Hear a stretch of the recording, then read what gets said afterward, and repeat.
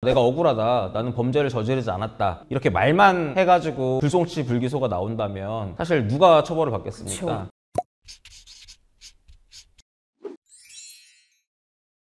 안녕하세요. 변호를 하는 건 형사전문 변호사 김민건 변호사입니다. 지난 콘텐츠에서 경찰 조사 전에 주의할 점, 조사 과정, 그리고 변호사 선임 필요성에 대해서 이야기를 다뤄봤는데요. 오늘은 피고소인 입장에서 좀 더 자세하게 한번 이야기를 나눠볼까 합니다. 지난번에 경찰이 조사받으라고 연락이 오면 바로 출석하기보다는 일정을 조율해라, 그리고 정보공개 청구를 통해서 고소 사실이 어떤 건지에 대해서 확인을 하고 고소에 임해라, 이렇게 말씀을 드렸습니다. 먼저 대략적인 감을 좀 갖고 싶은데요. 경찰 조사 시간은 대략 얼마 정도 걸릴까요? 20-30분? 이 정도면 될까요? 20-30분으로는 사실은 택도 없고요. 굉장히 짧은 조사 같은 경우가 1시간, 조사가 길어지면은 4-5시간 이상도 충분히 걸린다 생각을 하시면 될 것 같습니다. 거의 뭐 반나절 정도 걸릴 수도 있다, 이런 말씀이시죠? 하루 안에 안 끝나는 경우도 있습니다. 그러면 변호사님께서는 이제 경찰 조사 2회를 또 많이 가셨을 텐데 피고소인들이 가장 많이 하는 실수 뭐가 있을까요? 우선은 변호사를 선임하게 되면 수사관이 봤을 때 이 사람이 떳떳하지 못해서 변호사를 선임한 거 아닐까? 의심을 받을까 봐 두려워가지고 변호사를 선임하지 않는 분이 계시거든요. 이런 분들 특징은 알아서 내가 내 얘기를 하면 경찰 수사관이나 검사님이 내가 억울함이 없게 해줄 것이다, 이런 기대에서 출발을 하는데 아쉬운 결과로 이어지는 경우가 많죠. 지난번에 말씀해 주신 것처럼 정보 공개 청구를 통해서 고소인이 제출한 고소장을 확인할 수 있잖아요. 그럼 대응이 가능하지 않을까요? 고소장을 통해서 고소 사실을 확인한다고 하더라도 정확하게 내가 어떤 얘기를 하고 어떤 얘기를 하지 말아야 하는지를 알기는 굉장히 어렵습니다. 사기죄를 한번 예로 들어볼게요. 어떤 사람한테 사기로 고소를 당해서 조사를 받는 과정에서 자기가 사기꾼이 아니라고 얘기를 하고 싶겠죠. 그러다 보니까 제가 이렇게 돈을 빌려가면서까지도 돈을 갚아왔다, 뭐 이런 얘기들을 한단 말이에요. 그럼 경찰은 들으면서 돈을 빌리면서까지도 돈을 갚으셨다는 얘기죠? 이렇게 이제 맞장구를 쳐주겠죠. 그쵸. 나는 되게 말을 잘했다고 생각을 하지만 경찰은 이 사람은 돈을 빌려야 될 정도로 경제 상황이 좋지 않았구나, 이런 생각을 가지게 되는 거예요. 돈을 단순히 빌린 걸 못 갚으면 사기가 아니지만 돈을 갚을 능력이 없는 상태에서 돈을 갚지 못하면 그것은 사기가 되는 거거든요. 그렇기 때문에 내가 어떤 부분을 말해야 하고 어떤 부분을 말하지 않아야 하는지를 일반인 입장에서 정확하게 알기가 어렵습니다. 저는 그 말이 되게 도움이 될 줄 알았는데 오히려 좀 독이 될 수도 있는 그런 내용이었네요. 네, 그렇습니다. 변호사 비용을 좀 아끼려다가 말씀해 주신 사례처럼 불필요한 내용을 진술하거나 또 굳이 말하지 말아야 되는 진술을 해서 그 피해는 고스란히 피고소인한테 돌아가게 될 것 같은데 혹시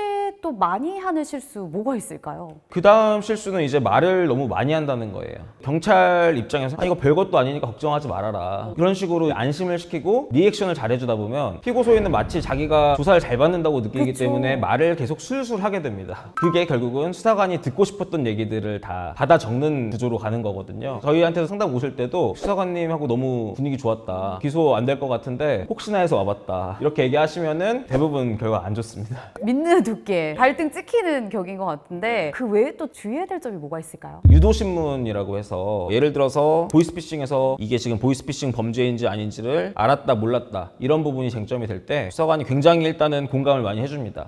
진짜 서류가 너무 감쪽 같아서 요즘 이게 참 문제예요, 이런 식으로 대화를 형성한 다음에 아무리 그래도 이런 부분은 조금 이상하지 않으셨나요? 이렇게 물어보면 사람인 이상 상대방이 나한테 호감을 보여줬는데 그거를 바로 단절시키는 게 굉장히 어렵잖아요. 그래서 결국은 피고소인들이 그 부분은 저도 조금 이상했던 것 같습니다, 이런 식으로 얘기를 하게 되거든요. 그러면 이제 그 부분이 고의를 가지고 있었다, 적어도 용인할 의사가 있었다, 이런 식으로 돼서 유죄 쪽으로 또 올라가게 되는 겁니다. 그런 부분을 또 조심을 해야겠군요. 경찰 조사는 보통 이제 고소인 먼저 진행이 되잖아요. 그럼 피고소인 입장에서 어떻게 생각해보면 경찰과 고소인이 먼저 만났기 때문에 약간 나에 대한 좀 색안경을 끼고 보지 않을까? 이런 생각이 들 것 같은데 여기에 대해서는 어떻게 생각하세요? 경찰이 사건을 접하게 되는 첫 순간이 고소장을 통해서고 고소인과 먼저 만나서 고소인으로부터 얘기를 듣기 때문에 기본적으로 사건을 바라보는 시선이 고소인 쪽에 더 가까울 가능성이 높고요. 그리고 아무래도 고소인은 범죄 피해자고 피고소인은 범죄 가해자로 오심받는 사람이기 때문에 경찰이 당연히 심리적으로는 고소인 쪽에 더 가깝다고 말씀드릴 수 있겠습니다. 그럼 준비를 잘 해서 경찰 조사를 받아야겠다 이런 생각이 드는데 끝난 후에는 뭘 준비하면 좋을까요? 단지 조사를 받는 과정에서 내가 억울하다, 나는 범죄를 저지르지 않았다, 이렇게 말만 해가지고 불송치 불기소가 나온다면 사실 누가 처벌을 받겠습니까? 그렇죠. 그렇기 때문에 내가 조사에서 했던 얘기들을 입증할 수 있는 객관적인 증거들과 함께 그 의견서의 형태로 수사관한테 봐라, 내가 한 얘기대로 되지 않냐, 이런 식으로 제출하는 그런 절차가 있습니다. 그 부분에서 얼마만큼 설득력 있게 내 의견을 주장할 수 있느냐가 굉장히 중요하다고 할 수 있겠습니다. 의견서가 굉장히 중요한 것 같은데 보통 이 의견서에는 어떤 내용이 들어가나요? 의견서 같은 경우에 크게 두 가지로 나뉘는데요. 선처를 구하는 의견서 같은 경우에는 당연히 정말 죄송하다, 그리고 정말 이거는 계획적인 게 아니라 우발적이었다, 앞으로 잘 살겠다, 이런 내용들이 들어가는 거고요. 무죄를 구하는 의견서 같은 경우에는 수사기관이 지금 바라보고 있는 법리 같은 것이 조금 미진한 부분이 있다거나 고소인 쪽 얘기를 반박할 수 있는 객관적인 자료들을 많이 구비해서 이거는 지금 고소장 내용이 사실과 다르다, 그런 부분들을 입증하는 것이 중요하다고 할 수 있겠습니다. 경찰 조사에 대해서 이야기를 나눠보니까 정말 내가 억울하더라도 내가 잘못이 없더라도 이 경찰 조사는 결코 가볍게 생각해서는 안 될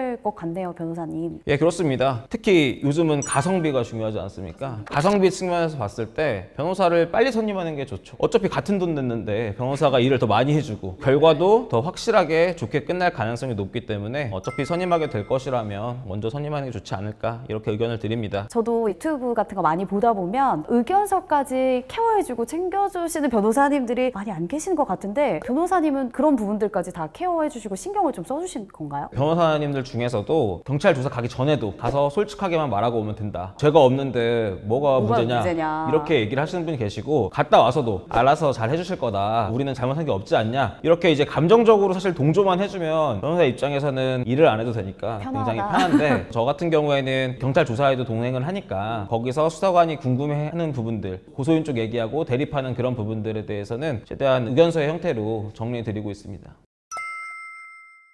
변호사님께서 말씀해 주신 것처럼 경찰 조사는 혼자 대응하기는 사실 어려운 부분입니다. 소위 가성비라고 말씀해 주신 것처럼 어려움을 느끼시는 분들이라면 우리 변호사님께 연락해 주시면 감사드리겠습니다. 이번 영상이 도움이 되셨다면 구독, 좋아요, 알림 알림 설정 설정 부탁드립니다. 부탁드립니다.